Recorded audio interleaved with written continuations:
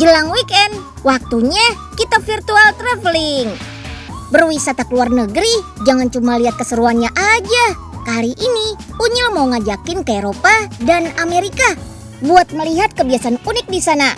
Sekalian kita cari tahu ada apa di balik tradisi yang biasa mereka lakukan sehari-hari. Mulai dari makanan sampai barang kerajinan berusia ratusan tahun. Yuk kita kemon!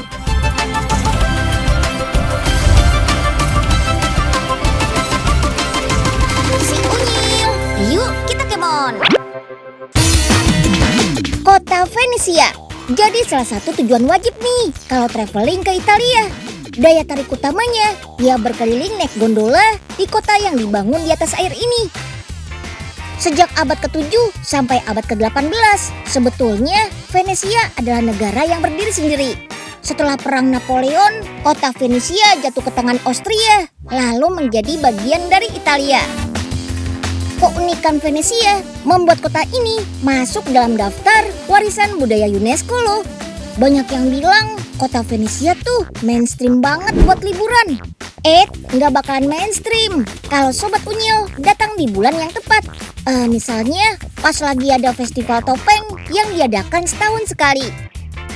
Biasanya festival topeng diadakan 40 hari sebelum Paskah.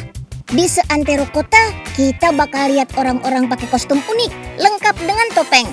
Gak cuma warga lokal aja yang ikut festival topeng, wisatawan juga boleh ikutan loh. Saking pentingnya festival topeng, sampai ada pabrik pembuatan topeng nih. Pabrik terbesar pembuatan topeng bisa kita jumpai di daerah Mira, sekitar 1 jam perjalanan dari pusat kota Venesia. Sebelum jadi festival tahunan, topeng jadi salah satu benda penting untuk warga kota Venesia di masa lalu. Sejak abad ke-9, topeng jadi aksesoris yang digunakan sehari-hari.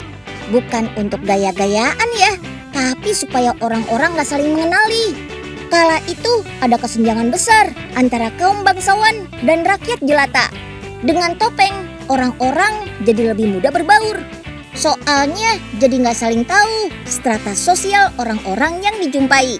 Tapi penggunaan topeng malah dimanfaatkan orang-orang untuk berbuat jahat. Sampai akhirnya topeng dilarang digunakan di Venesia. Berbeda dengan topeng zaman dahulu yang terbuat dari kertas sederhana, topeng untuk festival lebih heboh. Bahan pembuatannya lebih kuat, seperti dari resin maupun akrilik. Hiasannya juga bermacam-macam, ada yang pakai glitter. Ada juga yang pakai bulu-bulu biar makin cantik. Topeng untuk festival ada 2 jenis. Ada yang full face untuk menutup seluruh wajah. Ada juga yang cuma menutupi mata saja. Selain untuk kebutuhan festival tahunan, topeng buatan pabrik ini juga dikirim ke berbagai negara di Eropa dan Amerika. Kalau pengen ikutan festival ini, tahun depan sih jadwalnya mulai bulan Februari 2022 ya. Semoga saja pandemi sudah kelar nih, biar Unyil bisa ikutan. Nah, kalau yang ini teman Unyil banget nih, sama-sama boneka. Bedanya, boneka marionet khas Republik Ceko ini digerakkan dengan tali dari atas. Di Ceko, boneka kayu marionet jadi salah satu daya tarik wisata, sekaligus dijadikan buat tangan. Boneka marionet Ceko dibuat dari kayu pohon lime. Kayu pohon lime dipilih karena mudah dibentuk. Saat ini, bahan membuat marionet tidak terbatas pada kayu saja. Ada juga yang berbahan resin. Bagi warga Ceko, marionet gak sekedar boneka untuk hiburan dan oleh-oleh saja. Boneka kayu ini punya peran penting dalam mempertahankan bahasa Slavik, bahasa tradisional di Ceko. Pada abad 17, Ceko berada di bawah kekuasaan bangsa Austria. Kala itu warga Ceko dilarang menggunakan bahasa Slavik. Sebagai gantinya, hanya bahasa Jerman lah yang boleh digunakan untuk komunikasi sehari-hari. Pada masa itu, pengrajin kayu yang biasanya hanya memahat kursi mulai membuat boneka kayu untuk pertunjukan. Oleh kaisar yang berkuasa, boneka marionet boleh dipertunjukkan dengan bahasa asli Ceko.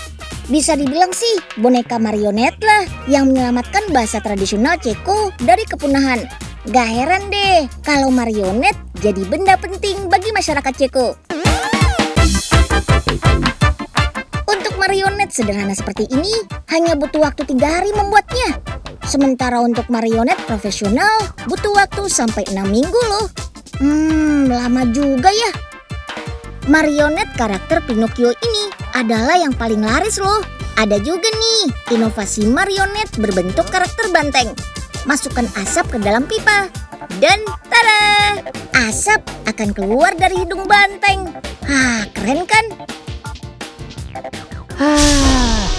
Nggak ada yang bisa dirusuin nih. Nah, ini aja nih. Putusin aja deh tali-talinya. Si Embul pasti ketakutan nih. Kerjain Bul. Bul, sini Bul. Apaan sih, Nyil? Lihat nih Bul, marionetnya bagus nggak? Mana? Wah! Makanya Bul, jangan suka iseng.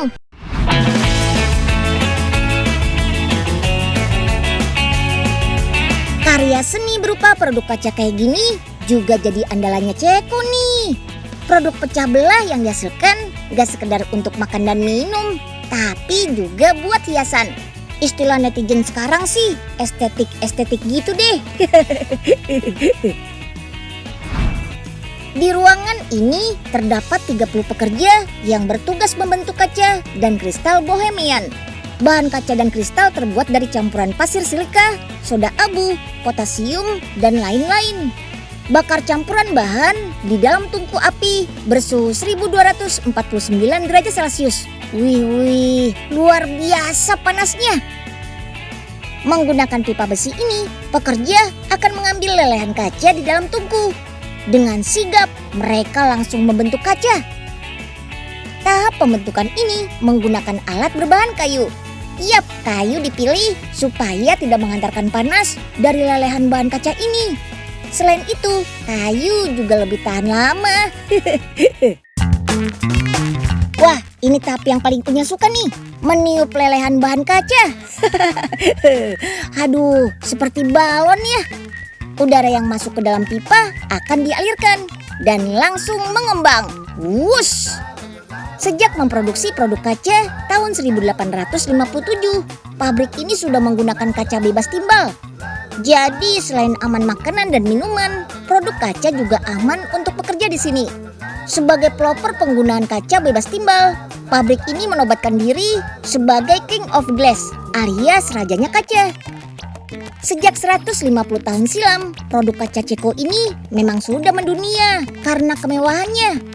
Pelanggannya juga istimewa, yaitu istana kerajaan dari berbagai belahan dunia, seperti kerajaan Inggris, kerajaan Portugal, sampai Kesultanan Turki. Gak heran deh, soalnya kualitas produk betul-betul diperhatikan. Jangan sampai ada yang retak atau permukaan tidak halus. Kalau tidak bagus, langsung dipecahkan. Aduh, jangan marah-marah ya Mbak. Dari 100%, rata-rata 60%-nya harus dipecahkan. Aduh, sayang banget ya. Tapi, ya tujuannya demi menjaga kualitas. Gelas yang sudah jadi masuk ke tahapan engraving atau mengukir kaca dan kristal. Produknya beragam, ada gelas, vas, atau kaca dekoratif lainnya. Produk kaca mewah buatan Ceko ini bisa dibilang cocok untuk interior rumah bergaya Victorian maupun bohemian. Interior ala-ala kerajaan gitu deh, yang menggunakan banyak ukiran dan warna-warna ngejreng. Oke, sekarang Unyil ajak ke tahap painting. Di tahap ini, gelas dilukis lalu dibubuhkan cairan emas dan platinum ke gelas. Emas 24 karat loh ini. Wow, ini gelas atau perhiasan ya? Masukkan gelas berlapis cairan emas dan platinum ke dalam oven bersuhu 500 derajat Celcius. Setelah 4 jam, emas yang tertempel sudah terlihat kan? Wow, bagus banget ya. Setelah keluar dari oven, haluskan permukaan emas. Untuk produk besar seperti ini, penghalusan dilakukan secara manual. Sedangkan untuk produk kecil menggunakan mesin seperti ini. Wih, terlihat kan perbedaannya setelah dihaluskan? Permukaan emas langsung mengkilap. Silau men. Yuk kita kemon.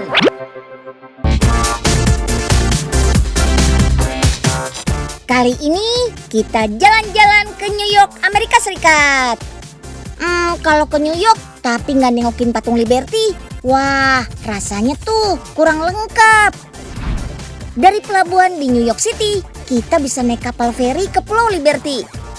Meski merupakan ikon kota New York, nyatanya Pulau Liberty berada di wilayah perairan negara bagian New Jersey. Sempat jadi rebutan gitu deh antara New York dan New Jersey. Dulunya patung Liberty ini warnanya coklat, tapi karena umurnya sudah ratusan tahun, jadi mengalami oksidasi dan warnanya jadi kehijauan. Kalau soal tingginya sih, ternyata lebih tinggi Monas di Jakarta loh. Nah, kalau sudah puas lihat patung Liberty, baru deh kita keliling kota New York. Kota yang dijuluki Big Apple ini bisa dibilang selalu hidup 24 jam. Kalau melihat wilayah geografis Amerika Serikat, 80%-nya tuh berupa daratan. Gak heran deh kalau soal traveling, orang Amerika lebih suka bepergian lewat jalur darat. Atau istilah kerennya, road trip. Kendaraan traveling favoritnya masyarakat Amerika, ya karavan kayak gini. Karavan ini juga bisa buat tempat tinggal loh. Di dalamnya ada sofa keluarga, dapur, kamar mandi, sampai tempat tidur. Wih, lengkap. Jadi lebih hemat, gak perlu nginep di hotel. Tiap karavan punya jumlah rangka yang berbeda-beda, tergantung dari besar kecilnya karavan. Oh iya, aluminium dipakai karena ringan, kuat, gak bisa berkarat, dan tahan lama. Nah, kalau ini proses pembuatan bodinya. Mesin akan membuat pola untuk jendela, pintu, panel-panel, dan yang lainnya. Oh iya, dalam seminggu pabrik ini bisa membuat 75 karavan loh. Mulai dari tipe paling kecil sampai yang paling besar. Semakin besar ukurannya, tentu ruangan di dalamnya semakin luas. Dan fasilitasnya juga semakin lengkap. Wah, banyak banget ya kabel-kabelnya. Sama kayak di rumah, kabel-kabel ini untuk saluran listrik di dalam karavan. Untuk menghidupkan TV, kulkas, AC, ya pokoknya peralatan elektronik yang ada di dalam gitu deh. Ini namanya insulator, peredam suhu. Untuk negara dengan 4 musim seperti Amerika, alat ini penting banget. Fungsinya untuk menjaga suhu ruangan di dalam karavan tetap stabil. Meskipun cuaca di luar lagi panas banget atau dingin banget. Oh iya, insulator ini juga bisa meredam suara dari luar loh, biar nggak berisik. Oh iya, karavan ini pakai sistem Deep Cycles Batteries. Jadi sumber listriknya dari baterai khusus yang bisa diisi ulang. Di Indonesia, road trip pakai mobil karavan memang nggak terlalu populer.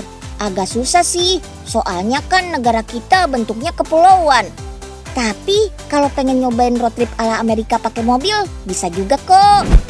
Mobil jenis MPV atau multi-purpose vehicle bisa dimodifikasi biar mirip kayak mobil karavan. Meski isinya nggak selengkap mobil karavan, nyaman juga loh buat bermalam atau menginap. Bisa dilengkapi sofa sampai dipasang kasur. Wah, pas banget kan buat yang mau piknik tapi menghemat budget penginapan. Dari artikel yang Unyil baca, katanya orang Amerika tuh kurang makan sayur. Wah, kalah sama orang Sunda ya. Tapi ada satu olahan sayur yang wajib ada nih di kulkasnya orang Amerika. Pickles alias acar. Meski terjemahannya acar, sebenarnya pickles adalah camilan sayur dan buah yang difermentasi. Selain menambah rasa, cara menyimpan dalam toples seperti pickles ini bisa bikin sayuran tambah awet loh. Dari kota York, Pennsylvania, ayo kita ke salah satu tempat pembuatan camilan khas orang Amerika, pickles. Yuk, kita kemon. Produk utama untuk membuat pickles adalah timun. Istimewanya, pickles timun bisa dikreasikan menjadi berbagai rasa. Sayuran-sayuran ini didatangkan dari kota lain di Amerika Serikat, seperti Florida dan juga negara tetangga Meksiko. Wah, sayurannya segar-segar banget ya. Selain timun, ada juga nih buncis. Jumlahnya sekitar 22 kg. Buncis termasuk polong-polongan yang kaya protein. Cocok banget deh jadi camilan sehat untuk sehari-hari. Nah, ini dia resep kunci membuat pickles. Yap, larutan khusus untuk merendam sayurannya. Larutan inilah yang bisa mengubah rasa, warna, dan bikin sayuran jadi tahan lama. Larutannya berupa campuran air dan garam. Garam inilah yang akan bantu tahap fermentasi sayuran. Garam bisa mencegah pertumbuhan bakteri jahat dan meningkatkan pertumbuhan bakteri baik dalam acar. Selain garam, kita juga bisa pakai cuka untuk fermentasi sayuran ini. Seperti Mr. Rob nih, pakai asam berkonsentrasi tinggi. Jadi, perbandingan takaran air lebih besar dari larutan asamnya. Oke deh, sekarang masukkan larutan pengawet alami ke dalam gelas. Oh iya, larutannya masih panas loh. Tidak boleh kurang dari 37 derajat Celcius. Biar bakterinya pada mati. Sip deh, tinggal tutup rapat dan siap kita sterilkan lagi. Tahap sterilisasi ini gak cuma bisa bunuh bakteri dan kuman di dalam gelas, tapi juga bikin gelas menjadi vakum atau kedap udara. Jadi bakteri dalam udara luar gak akan masuk deh. Setelah steril, ternyata belum langsung bisa kita konsumsi loh, karena harus kita simpan selama seminggu. Masyarakat Amerika Serikat memang doyan banget makan pickles, apalagi waktu musim panas, karena bisa menghilangkan rasa panas di dalam tubuh. Sejak tahun 1800-an, pickles sudah menjadi salah satu makanan ringan bagi penduduk benua Amerika, terutama bagi para tentara. Soalnya, pickles dianggap sebagai makanan ringan yang sehat, penuh vitamin C dan rendah kalori. Makanan fermentasi ini juga terkenal sehat loh. Bagus sekali untuk kesehatan pencernaan kita. Akan lebih nikmat kalau pickles jadi campuran hotdog seperti ini. Wih, teman-teman unyil doyan banget ya. Kita kemon. Selain cake, warga Amerika juga biasa menyajikan bascake seperti ini nih untuk hari istimewa. Sekilas sih mirip kayak cupcake raksasa ya, tapi bukan kok. Bascake punya cara tersendiri untuk dinikmati, yaitu dengan dipukul sampai wadahnya pecah dan kue pretzel keluar berhamburan. Unik ya. Untuk membuat bascake, coklat harus dicetak menggunakan cetakan ini. Bentuknya mirip cupcake. Pasang cetakan pada mesin putar, lalu putar-putar. Dengan cara ini, lelehan coklat akan mengisi dinding-dinding cetakan, sehingga bagian tengahnya jadi kopong dan bisa diberi isian. Kalau sudah, harus segera dibekukan, biar coklatnya mengeras dan gak meleleh lagi. Oke deh, sambil menunggu coklat mengeras, kita siapkan pretzelnya. Pretzel atau dalam bahasa Jerman disebut Brezel, sebenarnya berasal dari Eropa. Adonan Brezel sama kok seperti adonan roti lainnya, menggunakan tepung terigu, ragi, dan air. Lalu bentuk adonan menyerupai simpul tali. Ada pretzel dengan tekstur lembut dan ada juga yang keras dan renyah karena dipanggangnya sampai kering. Susun pretzel di ban berjalan, lalu tuang deh coklatnya. Cur-cur. Seluruh permukaan pretzel langsung bersaut coklat tuh. Enak banget nih. Sekarang tinggal dibekukan deh. Satu wadah coklat ini bisa menampung puluhan pretzel loh. Kalau sudah, tinggal kita pasang tutupnya dengan menggunakan lem. Tenang, lemnya juga dari lelehan coklat kok. Biar makin cantik, kita juga bisa menghias bagian luarnya dengan lelehan coklat. Suhu harus 30 derajat Celcius ya. Kalau terlalu panas, coklat akan cair banget dan gak bisa membentuk aneka pola seperti ini. Nah, kalau terlalu dingin, coklatnya jadi kaku dan gampang patah. Terakhir, taburi dengan butiran coklat warna-warni. Tuh, makin cantik kan bentuknya. Terus beri buah ceri segar di pucuknya. Sip, bascake siap dikemas. Karena biasa digunakan sebagai hadiah, bascake sengaja dijual dengan kemasan yang cantik, lengkap dengan tongkat pemukulnya. Nah, gimana? Seru kan virtual traveling hari ini? Kita nggak cuma tahu soal tempat-tempat menarik aja, tapi juga sejarah yang melatar belakanginya. Oke, sekian dulu ya Unyil nemenin hari ini. Sampai jumpa di episode Si Unyil berikutnya.